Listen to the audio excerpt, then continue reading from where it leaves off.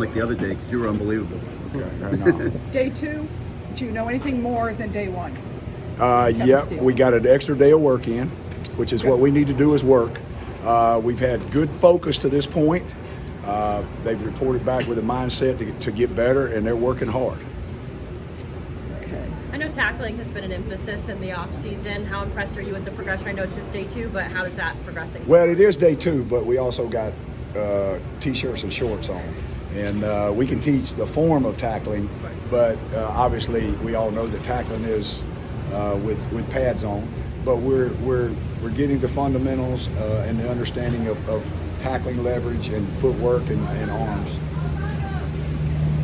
We're about to talk to Tyreek in a few minutes. What have you seen from him? What do you like about what he does and how he's improved? Well, you know, it's a short body of work because in the spring we didn't have him, so it's very, very limited. Right now we're not really getting into a lot of specifics about who and what, more about everybody, but I will say this, you know, he's a very good football player, smart football player, and he's working hard. It's a young group that you're kind of working with. What's it been like just integrating the young with the new and kind of getting them used to fall Well, camp?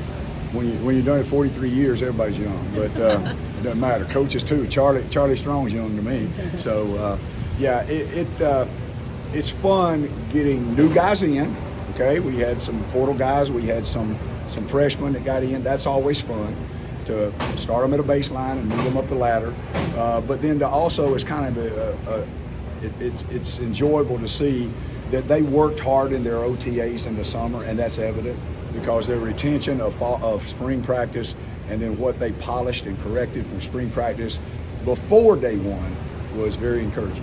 And working with a guy like Cristobal, it's obviously a little bit more intense. Does that kind of match up with the kind of coaching style you want to have, or what's it been like working with him? I've never, well, we're friends and we've coached together before, so I'm standing here because of him and the history of the University of Miami. So, you know, birds of a feather flock together, so I'm good. Kevin, what's it like doing this? You said 41 years. No, 43. Now I skipped one, so it's 42 actually. But like when a new training camp starts, do you still feel like it's your first? No, I don't feel like it's my first, but it's fun. It's still, I love fall camp. Love fall camp, and that's odd. Some people don't. I do. You know, I thought about it the other day, and it's unbelievable to say. Some of y'all are going to drop your cameras, but I started playing football in 1966, so I've had fall practice in August since 1966. It's a long time. How does fall camp in Miami, even weather-wise, compared to everywhere else you've been?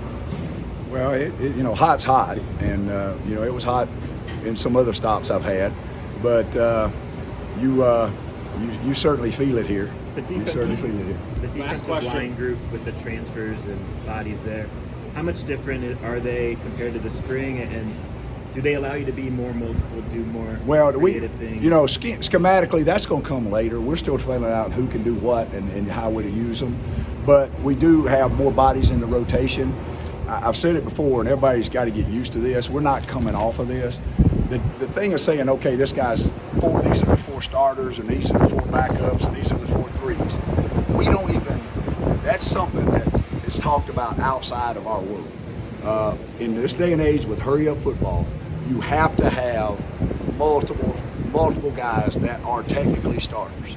And so in D-line, in those four D-line, that could be always up to 6, you know, maybe more. And the more it can be, the better off you are. We're working hard to get to that. We have the bodies, and we've got the ability to get